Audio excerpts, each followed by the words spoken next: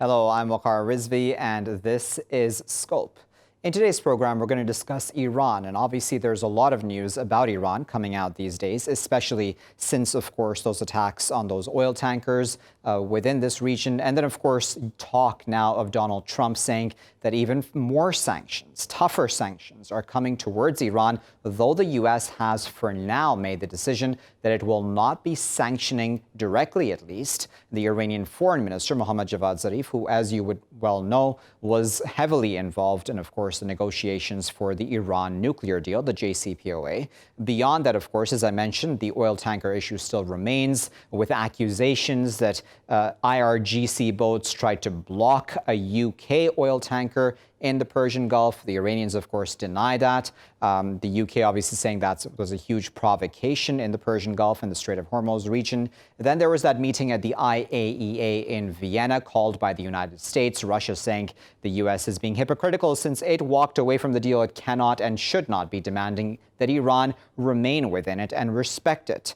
And then finally, of course, we have the French president's advisor who was in Tehran trying to essentially figure out a way to save the nuclear deal as Europe finds itself in a bit of a corner between Washington and Tehran at this point. To discuss all of that a bit further, we're joined now by Parnian Sadeghi, who is a PhD candidate at the University of St. Andrews.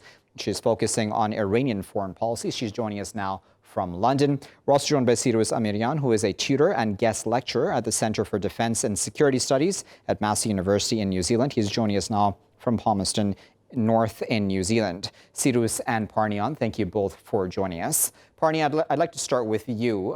What do you make of the decision to not sanction Zarif at this time? Does that mean that the U.S. still sees some hope in negotiations of sorts? I think it's a good move for the U.S. to not sanction Zarif, but insofar as they have sanctioned the supreme leader and every other major political player within Iran, I don't think that holding back on sanctions on Zarif is going to really help with negotiations. I think that they have angered the Iranians, and I'm not sure that the current path is actually going to help with negotiations today, especially threats of further sanctions is going to anger Zarif and the Rouhani administration, which would mean that these negotiations are not going to go anywhere. The Iranians are not going to come to the table unless they have said that they are not going to come to the table as long as the threat of sanctions is there, and the kind of further military escalations is going to continue if sanctions and the economy continue to worsen. Sirous, do you think that essentially, I imagine that Trump is falling back on that logic of the U.S. establishment that, listen, the more you pressure Iran, the more it is forced to come to the negotiating table. Will that work this time around? Well, I don't think so. I think, that there isn't a need to negotiate between the Americans. And if they wanted to negotiate, essentially just maybe even lifting one level of sanctions would essentially give Iranians a bit of respect, because they've all been asking that, saying, hey, we have stayed in the deal. It's the Americans who left the deal and are imposing sanctions on us. So if they really want to negotiate, they should lift sanctions. Now, this lifting of the sanctions can be interpreted in many ways. They might ask for the removal of all sanctions post U.S. exit from the JCPOA, but even maybe just abolishing one level of sanctions could be a good move to start the negotiation. I don't think the Americans are serious at this stage to negotiate with Iran. Otherwise, they wouldn't keep on increasing the sanctions, because as we've seen, it hasn't helped in changing Iranian foreign policy or Iranian behavior in the region or in the world. Okay, so then if Iranian behavior and influence across the region is not changing, Parnian, even with this maximum pressure campaign, does that automatically then mean that we're headed towards some sort of confrontation necessarily? That's a very tough question, insofar as I think that we are headed for confrontation, but it is going to be extremely catastrophic insofar as the U.S. imagines that the current U.S. administration members, such as John Bolton or Mark Pompeo, imagine that they can have limited strikes on Iran, hit nuclear facilities, hit like army bases, and kill military personnel without it escalating so much. But I think that is absolutely an underestimation of what Iranians would do as a response to that, and they would use the proxy. Like groups that they have in the region, such as Hezbollah, to really hit Americans hard, like the Americans that are on the ground or American tankers, and that will lead to further escalation that might lead to full-on war. Sirous, do you think that a full-on war is at some point? Because, again, there's a lot of talk about that, but even the Supreme Leader of Iran, Ayatollah Khamenei, said that no, there isn't a war coming. So does he know something that we don't know? There was a news article saying that essentially the tanker attack was done by a state, but they kind of like removed saying that it was clearly Iran.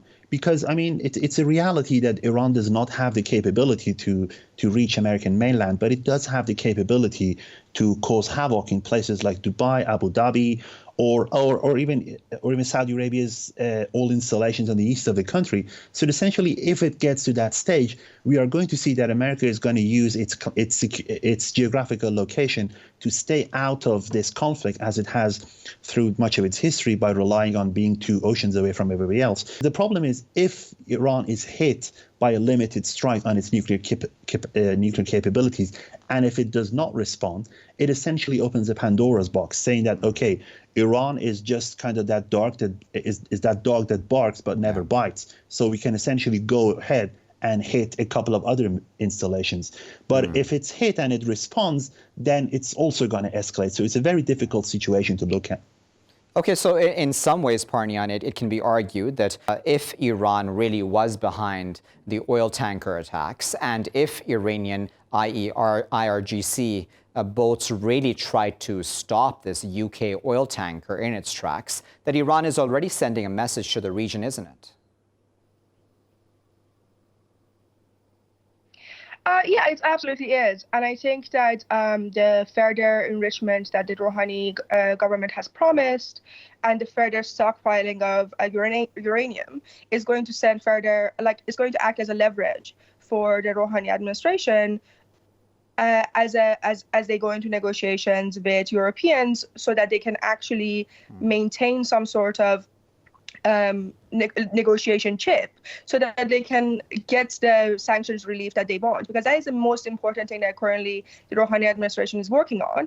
And I think that they can bank on the Europeans not wanting further escalation and trying to give Iranians what they need to stop these escalations from happening. Okay, so Sirous, let's talk about Europeans for a moment, because, we know, of course, the French president's top diplomatic advisor was in Tehran. Do you think the French or anybody else really around the table, those specifically, of course, who are part of the JCPOA, can actually really save it? Because the Iranians are obviously dissatisfied with Instex, saying that it does not go far enough. Araghchi said that quite clearly, as have other officials. Can the Europeans actually do more? I think it is within Europe's capability to do more, but I don't think it has the backbones and the capability to actually step that far, because they are seeing this conflict. They have an interest between Europe and the US, but I don't think it's still at such a high level for them to go completely against the old structure of the new world and the old and go stand against the Americans. And essentially, I mean, what I've seen is that essentially I think the only person who can bring Iranian back to the table is Donald Trump himself and people in his administration. So, I mean, recently we saw Shinzo Abe visit Tehran, and essentially Ayatollah Khamenei said, I don't have any messages for Donald Trump, or I don't want to talk at this stage. Yeah. And Shinzo Abe is a much more respected person in Iran and within Iran's administration, especially Japan, in comparison to France, because Iran has seen a lot of, failed promises from France, from Peugeot, Airbus, and all these organizations. So if anyone wanted to, arbitrate, I think Shinzo Abe was a good person. And since that one failed, I don't think anyone other than America itself could actually step in and roll everything back. Okay, we're going to say thank you to Sirous and Parnian for their time and, of course, their insight. We're going to continue, of course, this conversation, though, viewers, after this break. Please stay with us for that. Viewers, we're here back at Scope with me, Waqar Rizvi. We're continuing to discuss the situation, of course, surrounding Iran and the increasing tensions in this region, not only about the nuclear deal, but of course about what is called, at least, Iranian provocations in the region as well. To discuss that further in this segment, we're joined now by Andrei Cursaru, who is a research assistant at Political Affairs and International Security Department at the University of Warwick. He's joining us now from Coventry in the UK. Andrei, thanks for joining us here in Scope. When we're talking about the situation with Iran, it's key, isn't it, to go back to the root cause of all of this, and that being specifically the nuclear deal, at least for the contemporary issues that we're facing. What did you make of that meeting at the IAEA? Is it, as Russia called it, essentially hypocritical of the U.S. to be complaining that Iran isn't sticking to the deal now, considering the U.S. itself walked away from it? Thank you very much for inviting me, Waqar, and good morning. Without a doubt, the situation is very conflicted, given that the U.S. cannot also walk away from the deal and also expect Iran to respect its decisions. As a whole, the Iranian people have done a lot of efforts in order to achieve this deal through multilateral discussions, and as a whole, the U.S. has been very counterproductive in today's geopolitical dynamic, given its decision of having unilateral decisions of abandoning this deal and also its subsequent efforts of reinstating sanctions. One can argue that the U.S. Has been counterproductive in this decision-making, as it should have engaged in a more diplomatic dialogue, as the French have done, which has been a step forward. As a whole, one can argue that the U.S. has had a very hypocritical stance in this decision-making process, whereas Iran has been very strong in maintaining a position of diplomacy. But then I wonder, regardless of how hypocritical the U.S. is or not, obviously U.S. pressure brought down upon Europe or even the other signatories is obviously immense. Can the deal really survive, do you think? I believe the deal still has hopes in place. Nonetheless, there is a lot of pressure coming from the U.S. in the moment when one sees the bigger picture as a whole, given the subsequent provocations between Iran and the West, in a time when the U.S. is building an international military cooperation to protect the waters around Iran and Yemen. This is also further implemented with Great Britain, that has joined this pressure campaign. And this is putting Iran now in a position of defense and ultimately provoking it to enter in violent reactions. Everything can actually be put into place. But to be fair, though, Andrei, if I may come in, you said that this Iran is a defensive position, but the Western countries that you have just named would all argue that it's actually Iran which has been provocative in this region, that it's Iran that tried to block that UK oil tanker, even though the IRGC denies it, that it's Iran that attacked the oil tankers, again, something that the Islamic Republic denies. But all of those above actions would be seen as provocative by the West, and that this is essentially in response to all of those Iranian actions. What do you make of that? Definitely, there are different strands of narratives that go along. So the Islamic Revolution Guard Corps, the IRGC, has been claimed to have stopped the British oil tanker in the Persian Gulf. The U.S. claimed that it has tried to seize the ship, while the Brits, they say that it has probably only been in the way of the ship. As a whole, there's been a lot of narratives that have complicated the matter at hand. Saying that there's a lack of information that only complicates the matter to just create Iran being in a position of defense. And as a whole, it can be only understood that this decision-making processes should only be implemented to have Iran at the negotiation table instead of actually imposing actions that will threaten the stability of the deal.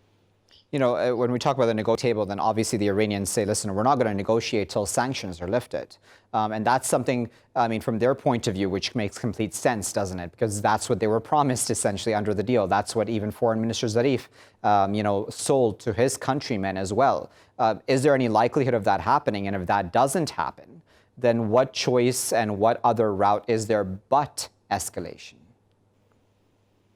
Well, one should first understand that this deal has been a very monumental deal, transactional in nature, as it has been a triumph of diplomacy against unilateralism and also of counterproliferation. It has promised the benefits, as you've mentioned, of sanction relief, of economic benefits, and also an end to international isolation. And also in return of this, Iran would have returned its stringent curve on the nuclear program. It would have been a win-win situation.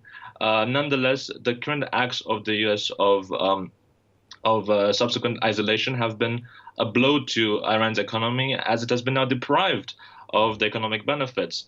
I believe that if one would have taken a French approach, as has been seen with Emmanuel Macron wanting to engage in dialogue rather than forcing sanctions that do not bring any matters on the negotiation table, this deal is being put years at back, especially with the Donald Trump administration, which has backed down from the deal in 2018 in May.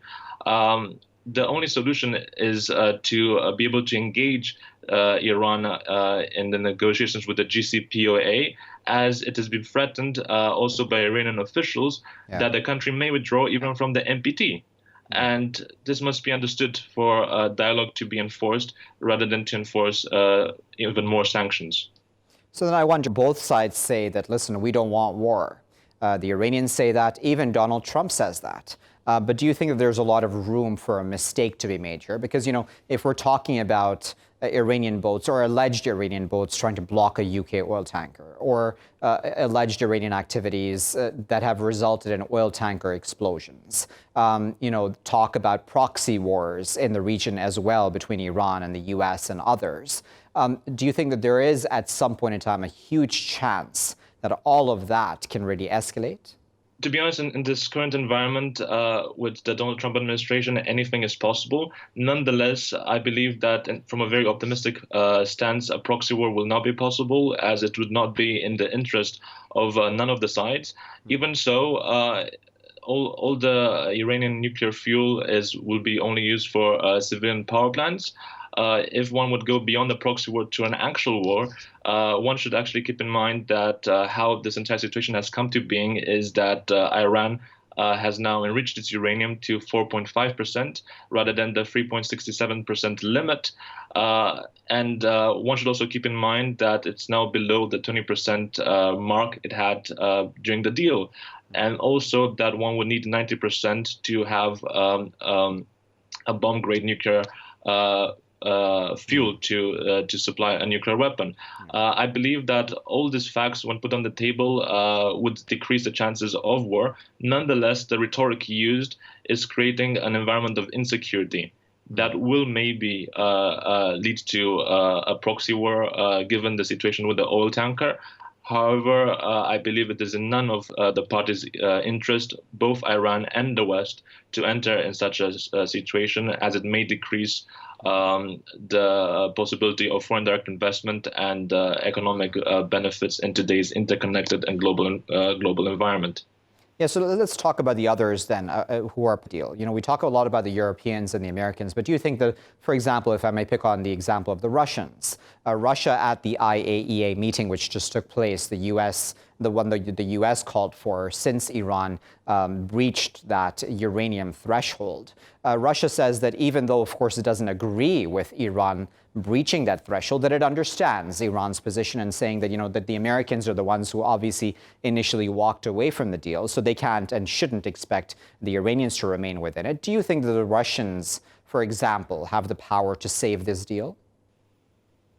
I believe that the Russians have always contributed to a point of not reaching a unified stance within the UN environment, whether it has been the Security Council or at Wednesday's meeting at the IAEA. I believe that the French, the Germans have a stronger opportunity of saving this deal through a stronger dialogue.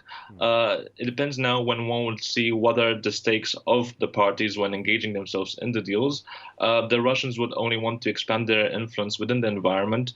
And as a whole, the Iranian officials can see through this decision-making process, whereas the French have a more have a better approach of engaging the Iranians through dialogue rather than trying to counter the geopolitical dynamics of the West.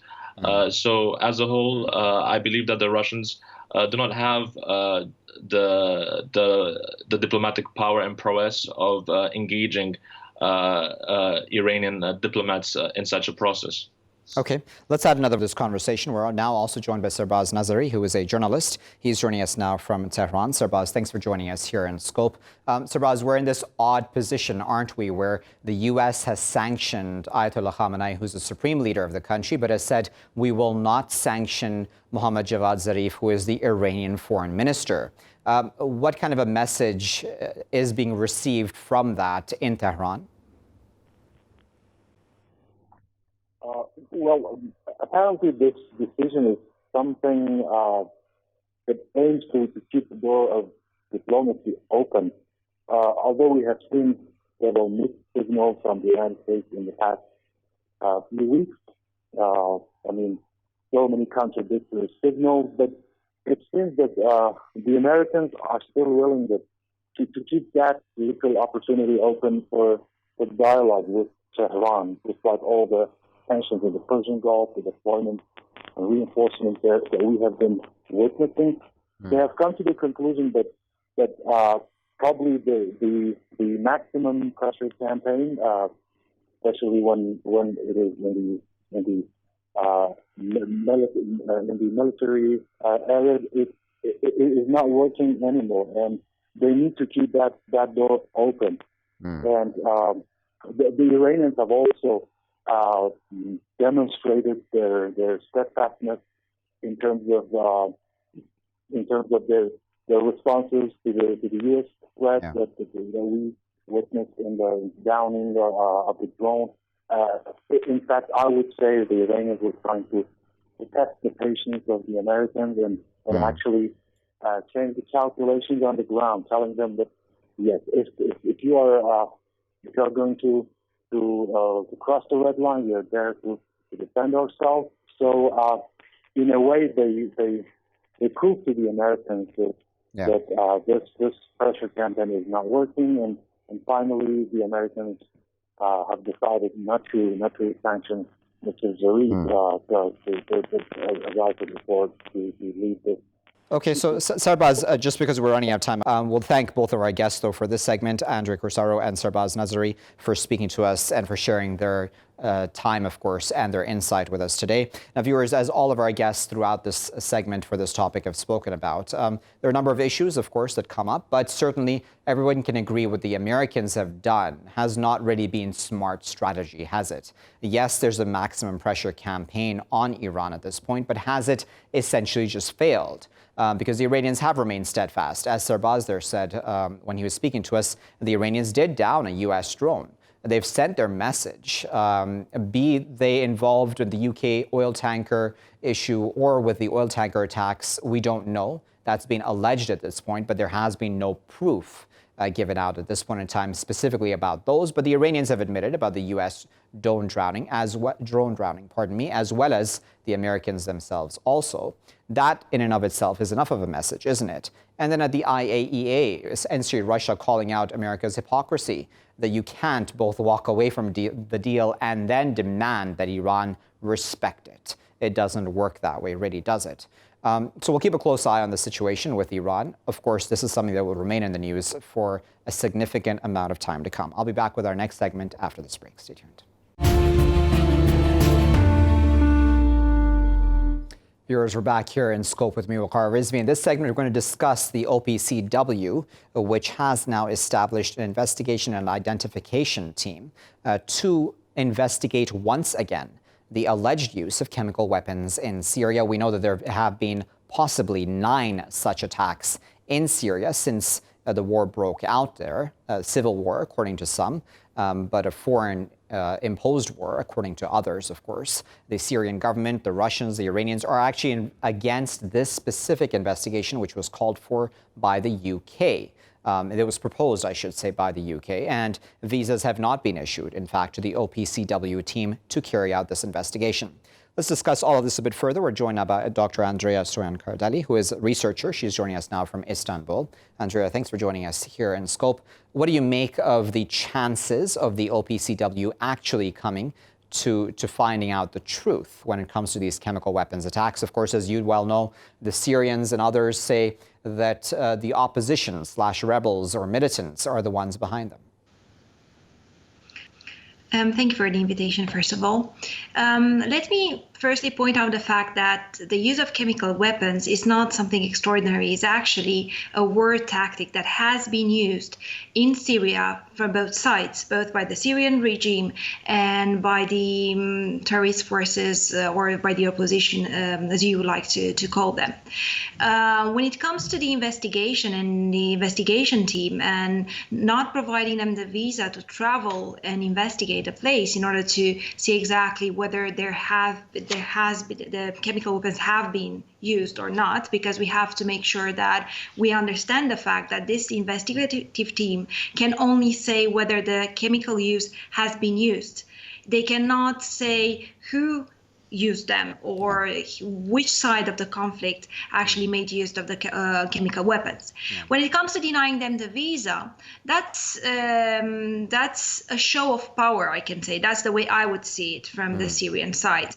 Bashar al-Assad is on position. Firstly, it was Russia in 2017 when they vetoed against the continuation of the investigation. The report that came out from the Joint Commission, the Joint Investigative Mechanism at that time, pointed out the use of 3 different types of chemical weapons. Further investigation would definitely prove even more, and would definitely prove that there have been more than 9 attacks, and these chemical weapons have been used on both sides.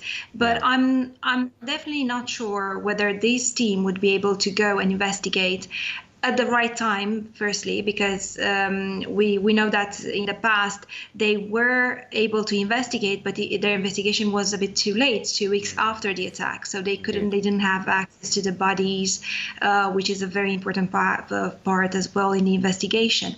So I'm concerned regarding this investigation team, and I don't see too many chances for the team to get there in time and any soon.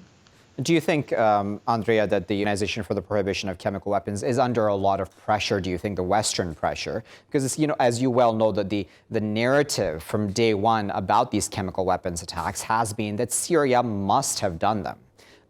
There has not been as much talk, in all honesty, at least as far as the media narrative goes in mainstream media, about the fact that the terrorists can also easily access such weapons.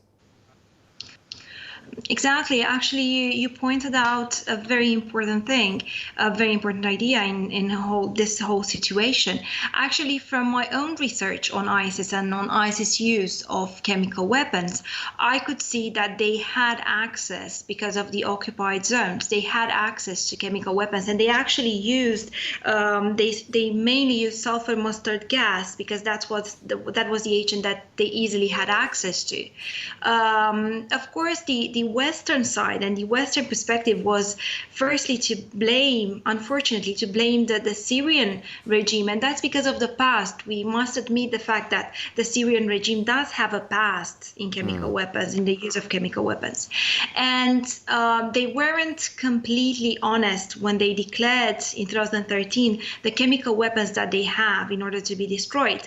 They declared them, if I remember quite right, around 1,300 tons of chemical material, and this material was destroyed eventually. But according to Anadolu Press, which is a news channel from Turkey, they pointed out several times that the Syrian regime was not honest regarding its chemical weapons resources and materials, and they have not been destroyed completely. Okay.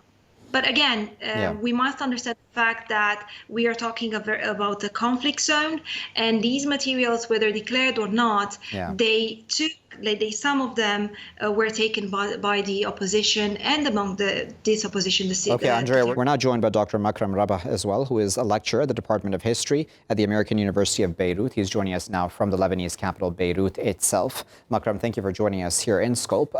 What do you make, Makram, of the OPCW and chances of it really finding out the truth about what occurred there in Syria when it came to chemical weapons use?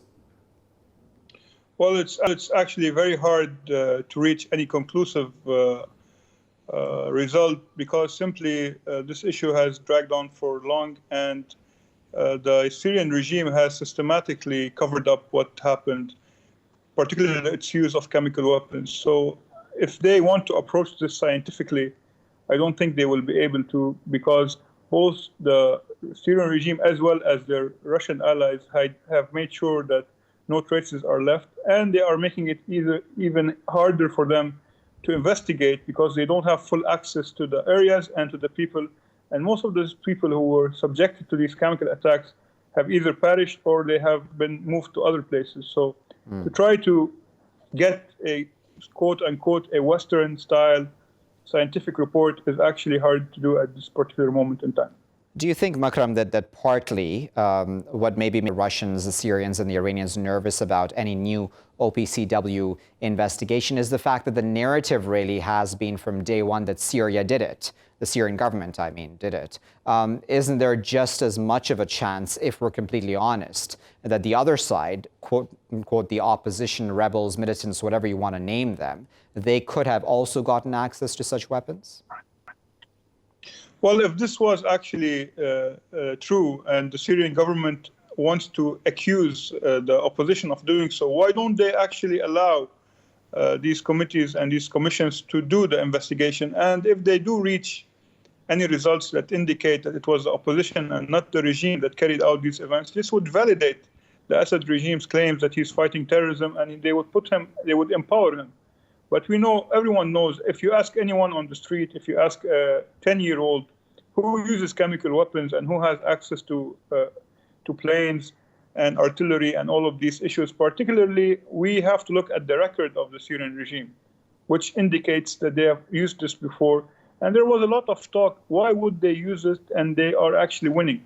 They are definitely winning, but there are also a kind of a tendency to punish people for what they did and to send a message that we are willing to go all the way and we are immune to international punishment. So don't think about trying to rise up against this regime or any future regime that comes after this.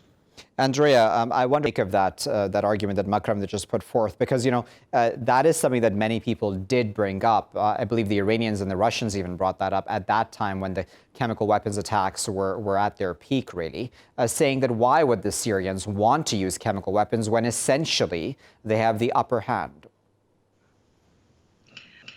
Definitely, I actually totally agree with what has been said so far. And earlier on, I was saying that what Bashar al-Assad is doing right now is mostly a show of power that he's ready to go all the way to. And he has power over his own country, more power than the international voice can actually say.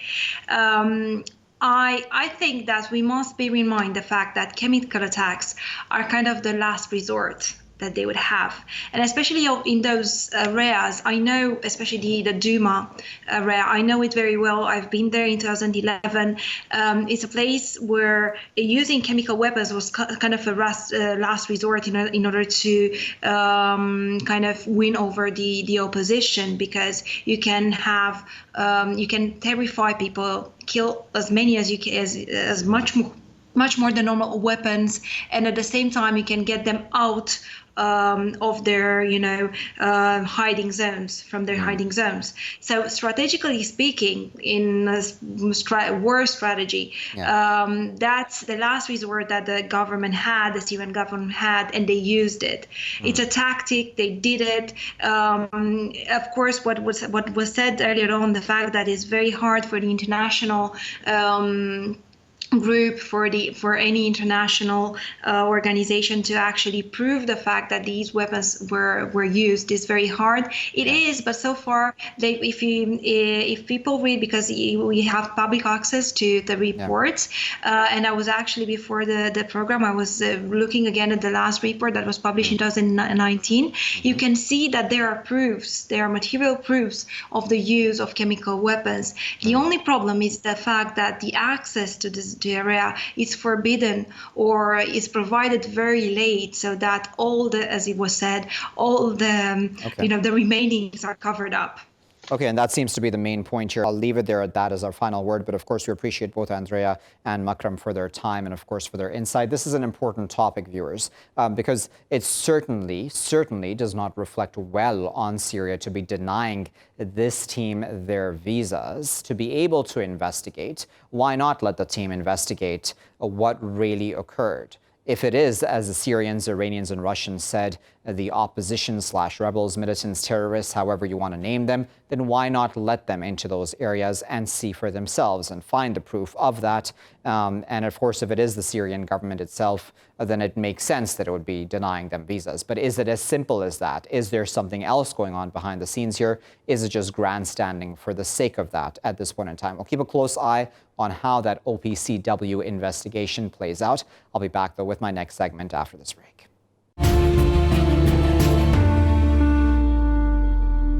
Welcome back, viewers. We're still here in Scope with me, Waqar Rizvi. In this segment, we're going to discuss a social media summit which took place at the White House. But it wasn't as many people had expected it would be. The invitees did not include the likes of Facebook, Twitter, and Google, but in fact included many of those who may be seen to be natural Trump supporters, those of the far right, conservative commentators, etc. And many people are concerned about that. I've seen the term hate summit even being used online about this summit. But are we reading too much into this? Would it just be natural for Donald Trump to surround himself with those who support him? And does he have a point? And do others have a point that conservative voices on social media are suppressed? Or are they simply going against the terms of use? Let's discuss that a bit further. We're joined now by David Andelman, who is a commentator. He's an editorial columnist with CNN Opinion, as well as USA Today and many others. He's joining us now from New York via Skype. We're also joined by Robbie Travers, who is with the Gatestone Institute. He's a government advisor and political consultant. He's joining us now from London. Robbie and David, thank you both for joining us. Robbie, I'd like to start with you. What do you make of this summit? As you can imagine, there has been some concern about it. I think you're completely right to be concerned about this. I think it's deeply concerning that Donald Trump is locking himself into what is an echo chamber of conservative opinion. I do think there are concerns and legitimate concerns about conservative voices being censored and even silenced by these companies. But I do think that the way to tackle this is not to further lock yourself into an echo chamber in which you're not really having a proper discussion, and you're not actually really dealing with any of the criticisms of your position or any conflicting voices. And I think Donald Trump's summit only flares up real kind of tensions between the discussion and doesn't actually really help anyone. David, what are your thoughts on that? Because I saw the term, as I had put in my introduction, hate summit being used. Is that going a bit too far, do you think? No, I don't think it's going too far at all. And in fact, look, this is a way, unfortunately, of the president and the White House legitimizing what Trump would call himself fake news, where it's not something that actually helped him. These people really are purveyors of fake news. And he is giving them a platform, which is quite extraordinary. He's giving them the platform of the White House. And this is really most unfortunate, because these people are not the kinds of people that you want to have speaking for the United States or really dealing with the leadership of the United States. They should not be. And basically it gives a whole new definition, a whole new sense of what fake news really is, because this is precisely what they are doing every day. And that's really the heart and soul of what this so-called summit is. Really, it shouldn't be called dignified by the term summit. It really should be called more of a gaggle, shall we say. But then, David, going to Robbie's point and the point earlier as well, as you well know, David, there is the argument by many conservative voices that, listen, we are suppressed online. Is there some legitimacy to that argument, do you think? Well, I'm not quite sure how they can say they're suppressed online, since obviously they are getting their message out rather widely and rather broadly.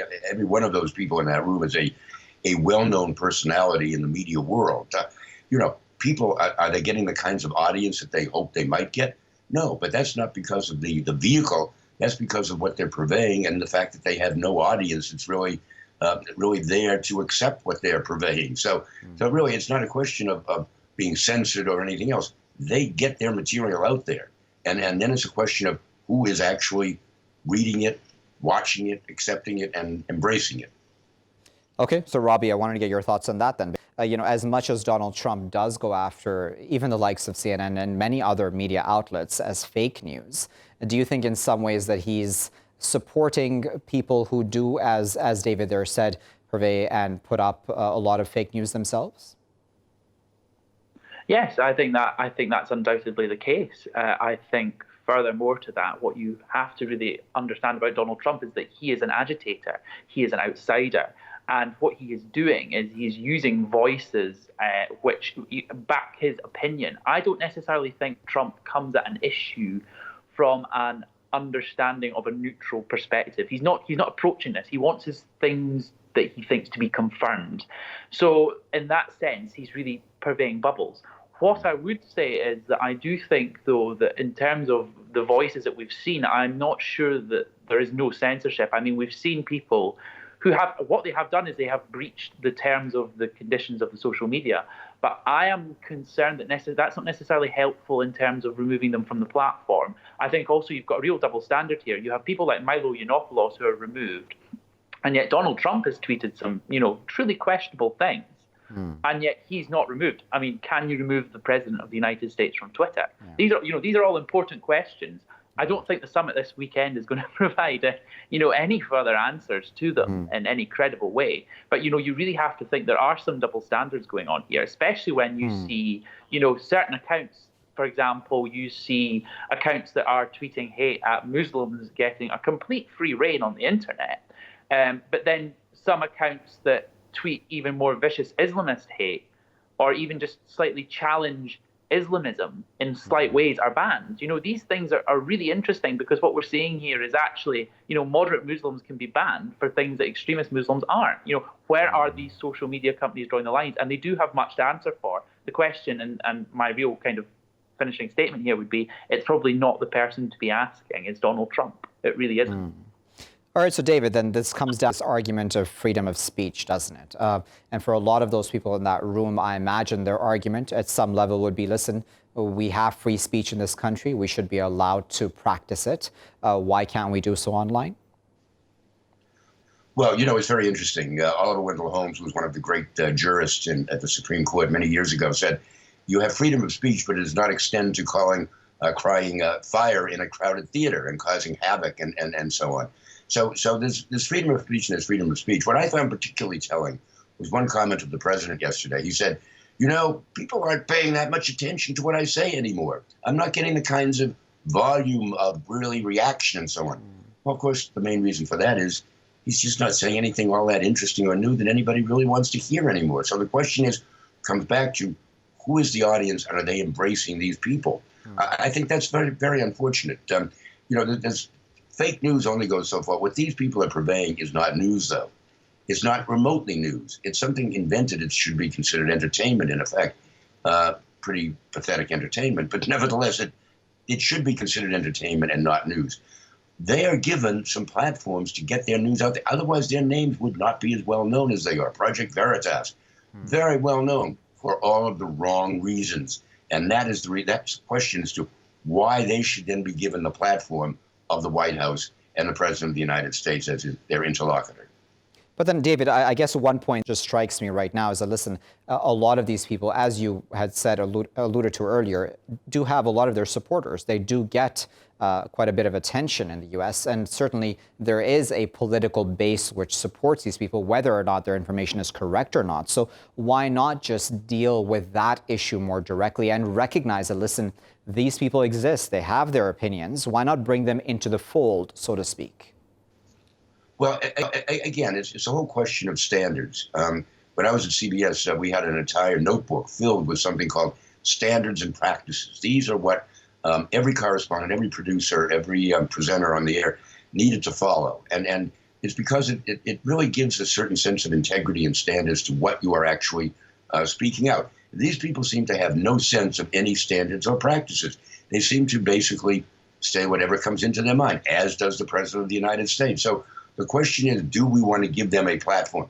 And besides which, you must understand that a lot of the traditional outlets like Facebook, Twitter, Skype, and so on, these are outlets that are allowing many of these voices to get through. It may not be these specific voices, because a lot of them have simply used up their credibility and not only used up their goodwill, whatever goodwill they had, that's gone. And so that's the question is, do they get that broader platform? But they get their views out there. They can be found. They do hear, and they do have followers. And they will always have followers. And that's the unfortunate part about it. Robbie, what are your thoughts on that? Because for me, I would imagine, obviously, and I imagine you agree with this, that it's important to have just as many conservative voices as there are liberal voices, because that's just how healthy democracies and healthy countries operate, where there is this healthy discussion and opposition and debate. Do you think that in some ways that what may be happening online is scaring off some conservative commentators, or do you think that I'm reading too much into that? I think actually to really go into depth, I think David made an exceptionally good point, which was that, there is a code of conduct that is lacking from these online commentators. I mean, anyone can now pick up their phone and be a major media news story across 7 continents. That's just the reality of social media. But what my concern becomes then is that our social media, is it rewarding people who are tweeting things like, people who speculated about terrorist attacks? It's a Muslim. It's a Muslim who's done this. We don't know this. They have no credible evidence. There's no credible journalistic standards being employed there. But if they tweet it, it goes viral. The conspiracy is rewarded. It gets retweets. It gets hits, because our society seems to reward, rather than a nuanced discussion, a real kind of hot-headed discussion. And I think not necessarily that is the thing that's chasing off people from conservative and even liberal ends. I think nuanced voices are less heard. I think you hear people who are putting out an inflammatory tweet far more on both sides of discussions. That's not just left, right. That's, even Israel, Palestine, all sorts of debates, Russia, USA. You see the real hotheads get real kind of traction, and that's a real worry for anyone who wants a nuanced discussion. Can we have that? And that's a very good point. We're going to have to get it there at that, but of course we will try to continue this discussion at a later time as well, because no doubt this will be coming up over and over again. And I'm going to thank Robbie and David for, of course, their time and their insight today. Robbie at the end, their viewers, made a very good point about the fact that many people who are just hot-headed and inflammatory online, and this can go for even this medium, TV or others, really, they're the ones who get the ratings and the attention. And that seems to be the reality of the world around us, unfortunately, that as sensationalist as you are, the more attention you get. But how healthy really is that for any political discussion, for any society, any country to progress? And is it, as David there put it as well in his answers, is it good for the United States president to be seen to support these very inflammatory voices who, again, purvey many fake news, and as Robbie there said, would immediately blame a Muslim for any attack that takes place around the world without any evidence? Is that the kind of world we want to live in? We'll leave it there at that. I've been Waqar Rizvi. Thanks for watching.